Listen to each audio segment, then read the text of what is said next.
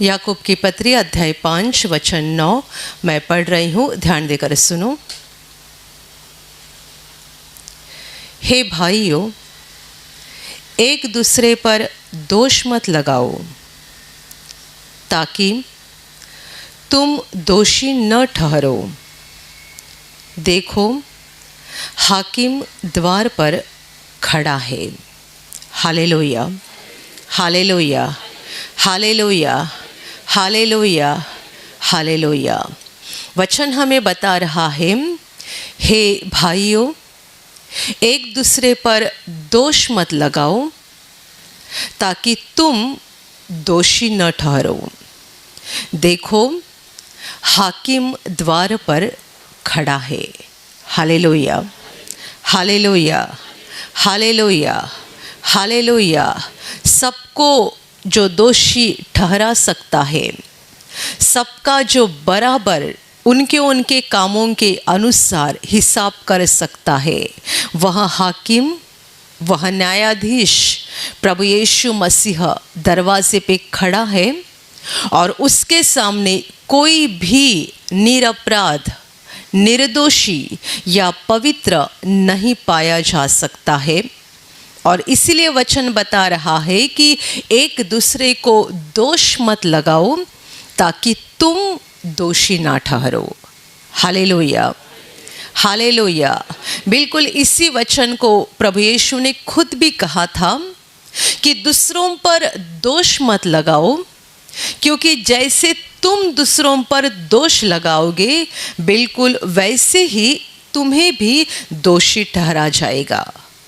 Hallelujah, hallelujah, hallelujah, hallelujah. मेरे प्यारे भाइयों और बहनों, हम हर दिन के अपने जीवन में चलते समय प्रभु के वचनों का पालन तो करना चाहते हैं, पर अपनी बुरी आदतों को छोड़ना भी नहीं चाहते हैं। हम बोलते तो ज़रूर है कि हमें परमेश्वर की आज्ञा के अनुसार चलना है, हमारी इच्छा है कि वचनों का पालन करें और वचन के अनुसार चलते रहें, पर हमें अपनी पापी आदतों को छोड़ना भी नहीं होता है।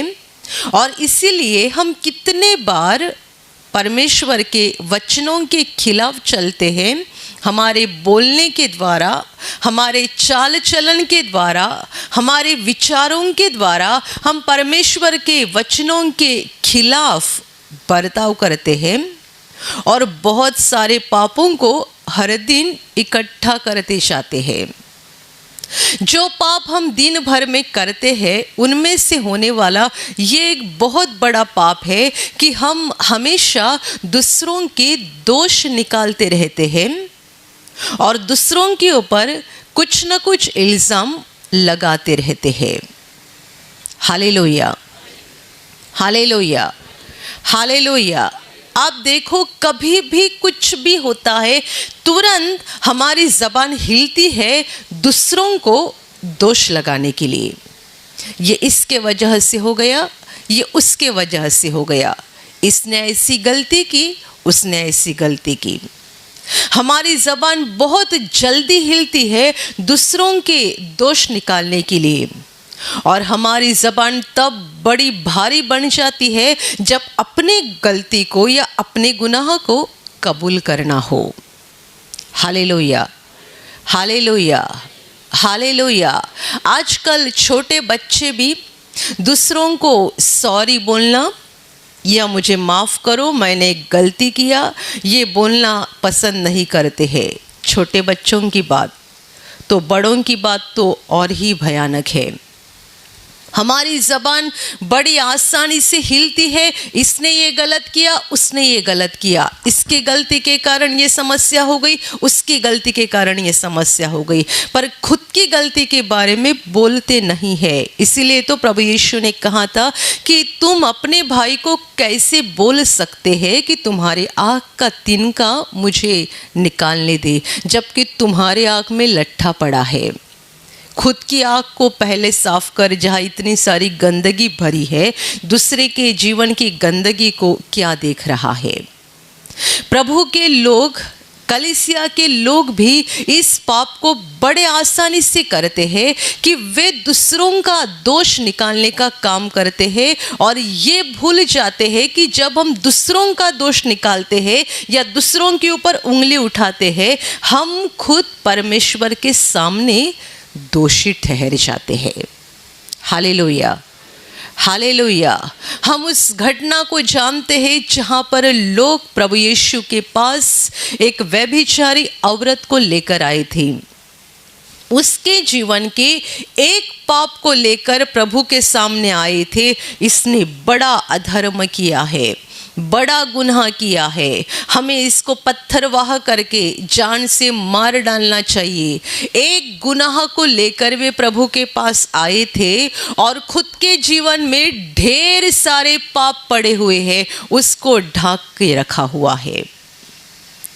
उस औरत को व्यभिचारी जानकर प्रभु के पास लेकर आए हैं और सब बोल रहे हैं, इसने पाप किया है, इसने पाप किया है, इसने पाप किया है। और हमें मूसा की व्यवस्था मिल गई है जिसके अनुसार ये जिंदी नहीं रहनी चाहिए, इसको पत्थरवाह करके मार डालना चाहिए। उस औरत के एक पाप को लेकर चिल्ला रहे हैं और अपने जीवन के पहाड़ जैसे पापों को छिपाने की कोशिश कर रहे थे, पर नहीं जानते थे और ये भूल चुके थे किसके सामने खड़े थे और किसको बता रहे थे। Hallelujah, hallelujah, hallelujah.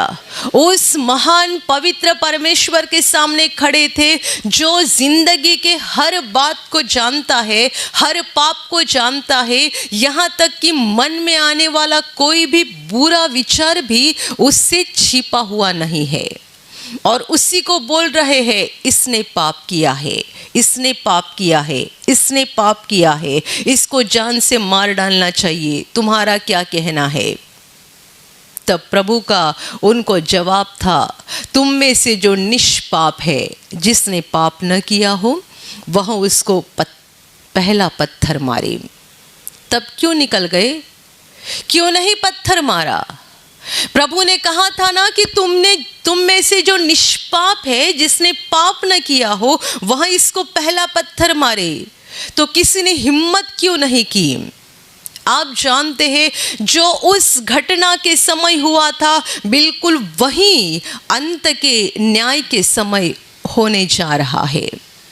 और कोई अपनी जबान हिलाकर प्रभु को नहीं बोल पाएगा, मेरी औरत की वजह से मेरा नुकसान हो गया, मेरे पति की वजह से मेरा नुकसान हो गया, मेरे भाई की वजह से हो गया, मेरे बहन की वजह से हो गया, इसके वजह से, उसके वजह से नहीं। वो न्यायाधीश जब अपने न्याय के आसन के ऊपर बैठा रहेगा और उसके सामने सबों को इकट्ठा किया जाएगा, कोई किसी पर इल्जाम नहीं लगा पाएगा, क्योंकि जैसे कि प्रकाशित वाक्य में लिखा गया है, किताबें खुल जाएगी, हर किसी के भले बुरे कामों को प्रकट किया जाएगा। जो हमने अंधकार में किया है, जो दुनिया नहीं जानती है, वो दुनिया के सामने प्रकट किया जाएगा। सब कुछ हमने जो भी किया है, सब सुनेंगे, सब देखेंगे। हमने अंधकार में किया था, पर उस न्याय के दिन सब देखने जा रहे हैं। किसी का कोई काम छिपा हुआ नहीं रहेगा। इसीलिए वचन कहता है, हाकिम दरवाजे पे खड़ा है। सावधान हो जाओ। ये मत सोचो बहुत समय पड़ा हुआ है, ये मत सोचो कि मुझे देखने वाला कौन है, ये मत सोचो मुझे सवाल करने वाला कौन है। दुनिया की बात छोड़ दो, परमेश्वर के राज्य में, कलीसिया में भी परमेश्वर पर विश्वास करने वाले लोग भी एक दूसरे के ऊपर दोष लगाने का मौका कभी नहीं छोड़ते हैं, कभी नहीं छोड़ते हैं। जरा किसी की गलती हो जाती है, तुरंत जबान हिलती है, इसने गलत किया, इसने गलत किया।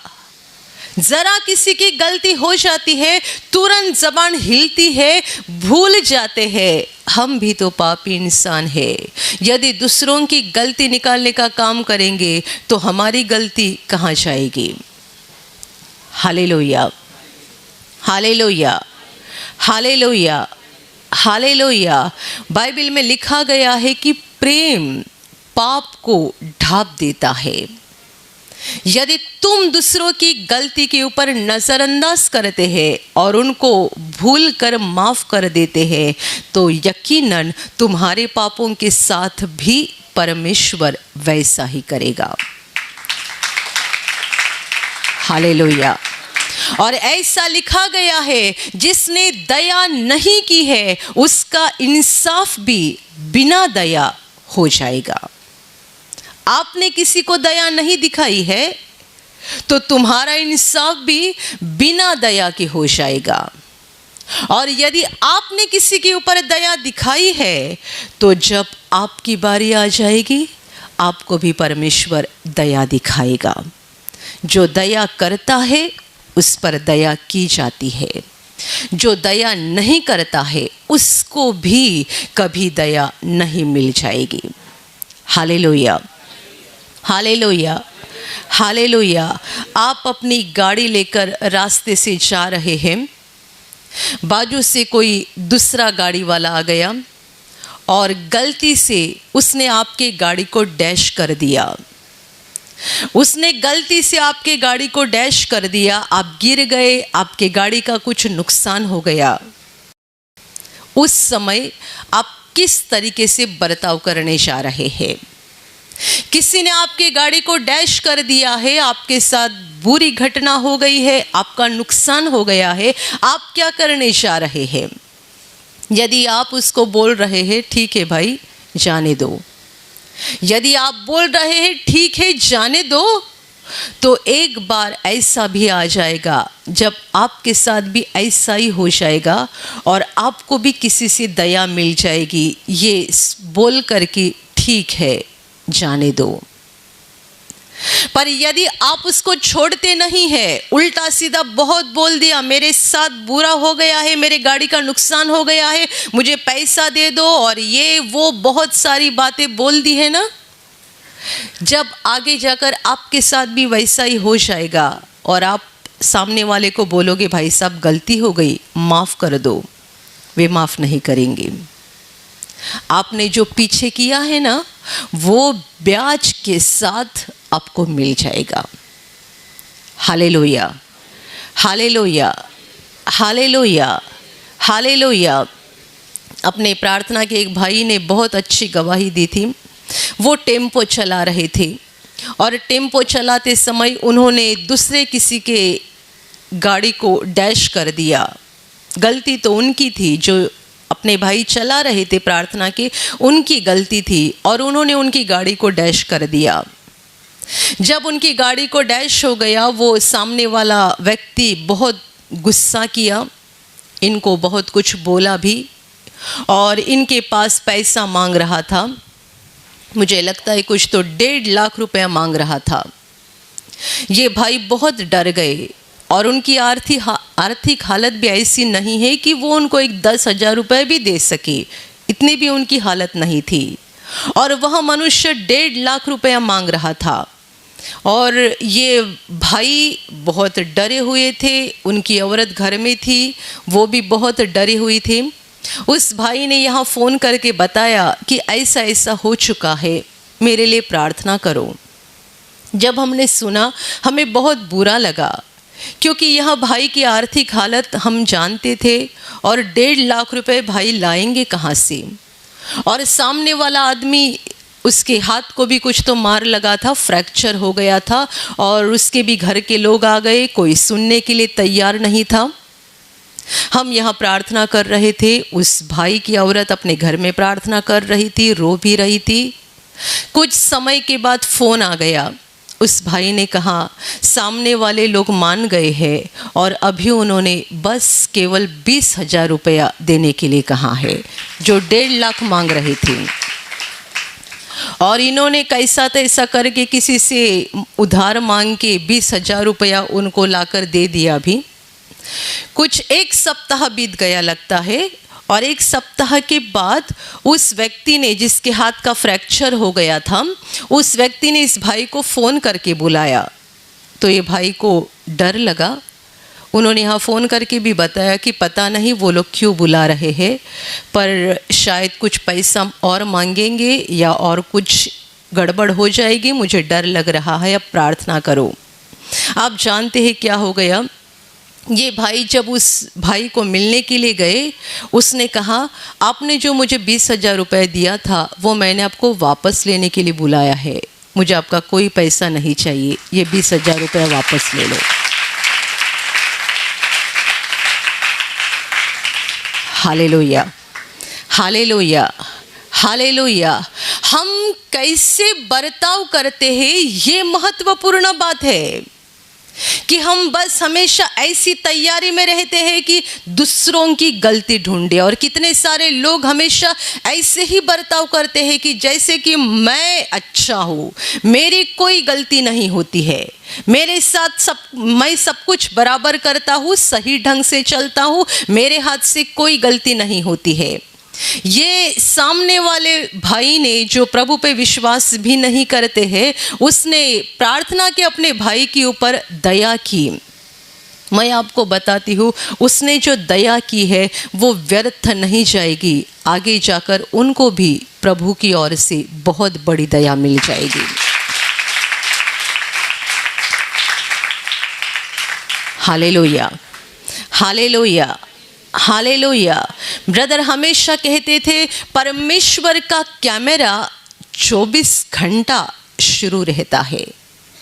24 घंटा आप किसी के साथ कैसे बोलते हैं, कैसे बर्ताव करते हैं, आपका चाल चलन कैसा है, ये सबसे महत्वपूर्ण बात है। परमेश्वर हमारी ओर देख रहा है। हमारी प्रार्थना, हमारा उपवास, ये जीवन अलग बात है, और हम सच्चाई में, वास्तविकता में क्या जी रहे हैं ये अलग बात है। पर हमारा प्रार्थना का और उपवास का जीवन और हमारा वास्तविकता का जीवन, इसमें अंतर नहीं होना चाहिए। हम परमेश्वर के सामने आते हैं, एक संत की तरह बर्ताव करते हैं, संत की तरह बोलते हैं। लोगों के साथ हमारा बर्ताव कैसा होता है? Hallelujah, hallelujah, hallelujah, hallelujah. कितने बार मैं देखती हूँ लोग बड़े आसानी से बोलते हैं, इसने गलत किया, उसने गलत किया, उसकी वजह से हो गया, इसकी वजह से हो गया। हमारा प्रभु जो पूरी तरह से पवित्र और निष्पाप था, आप मुझे बताइए उसको लोगों के कितने सारे दोष, गलतियाँ अपनी आत्मा में दिख रही होंगी। हम तो लोगों का बाहरी रूप ही देखते हैं। प्रभु जब देख रहा था तब क्या देखता था? वो तो दिल देखता था, वो सब कुछ जानता था। जब वो बैठा रहता था और अपने चेलों के साथ बातचीत किया करता था, वो जानता था पतरस के दिल में क्या चल रहा है, वो जानता था याकूब के मन में क्या चल रहा है, वो जानता था यूहन्ना अपने मन में अभी क्या सोच रहा है, वो जानता था हर चेले के बारे में। बस चेलों के ही बारे में नहीं, जब वो भीड़ में लोगों के बीच में था, कौन सा मनुष्य मेरे ऊपर कौन सी नज़र से देख रहा है, इसके मन में क्या चल रहा है, उसके मन में क्या चल रहा है। क्या हमने बाइबल में नहीं पढ़ा है कि कई बार लिखा गया है प्रभु ने उनके मन के विचारों को जानकर उन्हें जवाब दे दिया। मन के विचारों को जानने वाला वहां था और पूरी तरह से पवित्र था, निष्पाप था। इतना होकर भी क्या प्रभु ने किसी को दोष लगाया? उसे तो दोष लगाने का अधिकार था, क्योंकि वो निर्दोष था, उसके ऊपर पाप का दाग नहीं था, तो उसे अधिकार था। तूने गलत किया, तूने गलत किया, तूने गलत किया। आप मुझे बताओ, यदि प्रभु दिन रात बस यही बोलते रहता कि तूने क्या गलत किया है, तूने क्या गलत किया है, तो प्रभु के आसपास लोग रुकते भी नहीं।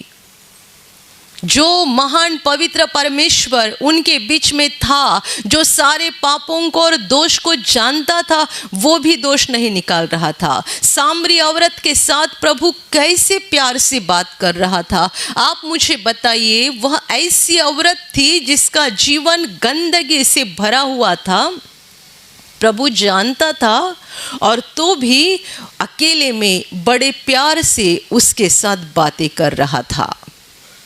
हम कितने बार बोलते हैं, अरे इससे क्या बात करने की, ये तो गंदा व्यक्ति है, अरे इससे क्या बात करने की, ये तो बुरी औरत है। हम कितने के ऊपर लेबल लगा के रखते हैं, ये बुरा है, ये बुरी है, इससे बात करने में क्या फ़ायदा है, उससे क्या बात करने का, इससे क्या बात करने का। प्रभु सामरी औरत के साथ बात कर रहा था जिसके बारे में वो जानता था कि वह एक व्यभिचारी औरत है और अलग अलग पुरुषों के साथ रहती है, ये गंदी जीवन जीने वाली औरत है। जानकर भी बड़े प्यार से उसके साथ बातें कर रहा था। Hallelujah, hallelujah, hallelujah. यदि उस जगह पे हम होते तो बताओ क्या कर देते। प्रभु के चेलों ने क्या कहा, मन में बोलने लगे कि ये अकेले में इस औरत के साथ बातें कर रहा है, ये तो पापी औरत है और उसके साथ अकेले में बात कर रहा है। हम भी वही काम कर देते, दोष निकालने का, ये पापी औरत है, ये पापी औरत है, ये पापी औरत है। मेरे प्यारे भाइयों और बहनों, परमेश्वर चाहता है हम किसी के दोष ना निकालें, हम किसी के गुनाह के ऊपर अपनी उंगली उठाकर ना उनको दिखाए, क्योंकि ये हमारा काम नहीं है, जबकि हम खुद पापी है। परमेश्वर ने हमें काम दिया है, अपने आप को हम पवित्र बनाए और दूसरों के ऊपर प्यार करें, दूसरों का बर्दाश्त करे, दूसरों को क्षमा करे और सबों के साथ शांति से रहे। Hallelujah, hallelujah, hallelujah. प्रेम करने का, क्षमा करने का, शांति से रहने का, ये काम परमेश्वर ने हमको दिया है, न कि दोष निकालने का। वचन कह रहा है, हे भाइयों, एक दूसरों पर दोष मत लगाओ ताकि तुम पर भी दोष न लगाया जाए। देखो, हाकिम द्वार पर खड़ा है। तुम दोष निकालते जाओगे तो वो न्यायाधीश आने जा रहा है, बहुत जल्दी आएगा, वो भी तुम्हारे दोष को निकालेगा और जब वो दोष को निकालेगा तुम उसके सामने खड़े रहने के काबिल भी नहीं रह पाओगे। Hallelujah, hallelujah, hallelujah. दूसरों की गलतियां ढूंढना बंद करो, दूसरों के ऊपर इल्ज़ाम लगाना बंद करो। इसने ये गलत किया, उसने ये गलत किया, ऐसा बोलने के बजाय मैंने क्या गलत किया है और मेरे हाथ से क्या पाप हो गए हैं, उसको देखना शुरू करो। मैं वो नहीं, मेरी औरत नहीं, मेरा पति नहीं, मेरी सास नहीं, मेरी बहू नहीं, मेरी पड़ोसन नहीं, मैं पापी हूँ। उसने क्या पाप किया, उसने क्या गलत किया, इसने ऐसा करना चाहिए था, उसने वैसा करना चाहिए था। हम बहुत बार ज्ञानी व्यक्ति की तरह बातें करते हैं कि हमें सब कुछ समझता है, बाकी आसपास के सारे लोग मूर्ख हैं। अपने आप में बदलाव लाओ, क्योंकि परमेश्वर हमारे दिल की ओर देख रहा है। मेरे प्यारे भाइयों और बहनों, समय बहुत कम बचा है, बहुत कम। हम कल के बारे में कुछ नहीं बता सकते हैं, अगले पल के बारे में नहीं बता सकते हैं। कितनी जल्दी जल्दी घटनाएं हो रही है, जल्दी जल्दी, क्योंकि समय खत्म हो रहा है। Hallelujah, hallelujah, hallelujah. होश पे आ जाओ, सावधान हो जाओ और ये मत सोचो कि हमेशा ऐसा ही चलते रहेगा, हमेशा ऐसा ही चलते रहेगा। दिन बुरे आ गए हैं, समय बदलते जा रहा है, बिगड़ते जा रहा है। एक समय था जब हम हॉल में इकट्ठे होकर बहुत भीड़ के साथ प्रभु की आराधना कर रहे थे। अब जानते हैं हमारे पुराने हॉल पे कितनी भीड़ होती थी, इतनी भीड़ कि लोगों को हवा भी अंदर नहीं मिलती थी, पसीना पसीना हो जाते थे। अभी हमारे पास बहुत बड़ी जगह है, लोग आना भी चाहते हैं पर नहीं आ सकते हैं। समय बदलते जा रहा है। Hallelujah, hallelujah. अपने आप में बदलाव करो, खुद को बदलो। दूसरों की गलतियां ढूंढना बंद करो, दूसरों के दोष निकालना बंद करो, इसको उसको इसको उसको इस सारी दुनिया के दोष देखना बंद करो, अपने ऊपर देखना शुरू करो, अपने आप में बदलाव करो, क्योंकि प्रभु यीशु बहुत जल्दी आ रहा है इंसाफ करने के लिए। यदि दूसरों की गलतियां ढूंढना बंद कर दोगे तो प्रभु आपकी एक भी गलती नहीं देखेगा। यदि दूसरों के दोष नहीं निकालोगे, प्रभु आपका एक भी दोष नहीं निकालेगा। और जिसके दोष परमेश्वर ने नहीं निकाले हैं, जिसके दोष को परमेश्वर ने हमेशा के लिए मिटा दिया है, खत्म कर दिया है, वह आशीषित व्यक्ति है, क्योंकि वो प्रभु के दाहिने बाजू में खड़ा रह जाएगा और वहाँ से अनंत जीवन में पहुँच जाएगा। Hallelujah, hallelujah, hallelujah, hallelujah, hallelujah, hallelujah. और अभी मैं आपके लिए प्रार्थना करने जा रही हूँ। आपके शरीर के जिस भाग पर बीमारी है, पूरे विश्वास के साथ वहाँ पर हाथ रखो, और यदि वहाँ हाथ नहीं रख सकते हैं तो अपने सीने पे हाथ रखो। पूरा विश्वास करो कि प्रभु यीशु अभी आपको छूकर ठीक करेगा। प्रभु यीशु अभी आपको छूकर आपके जीवन में अद्भुत काम करेगा।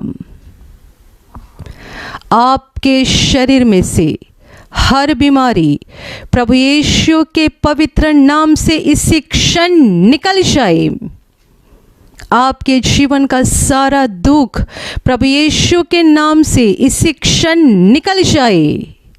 आपके जीवन में काम करने वाली सारी अंधकार की शक्ति प्रभु यीशु के नाम से आपके जीवन से निकल जाए। सारे शैतान के बंधन आपके जीवन से टूट जाए। हर दुष्टात्मा को प्रभु यीशु के नाम से मैं आज्ञा दे रही हूँ, इसी क्षण इन्हें छोड़कर निकल जाओ और वापस उनमें नहीं आना। आपका जीवन परमेश्वर के आशीषों से भर जाए। स्वर्ग की शांति और स्वर्ग की खुशी पवित्र आत्मा आपके दिल में भर दे। आमीन।